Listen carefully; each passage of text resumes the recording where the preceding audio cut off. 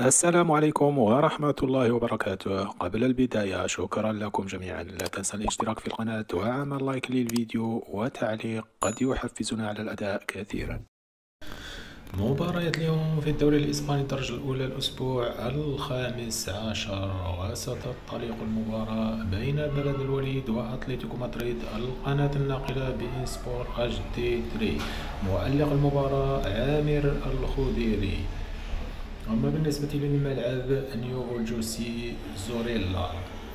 بالنسبة للتوقيت 8 مساء بتوقيت مصر و9 مساء بتوقيت السعودية. وهذه باقي القنوات الناقلة للمباراة.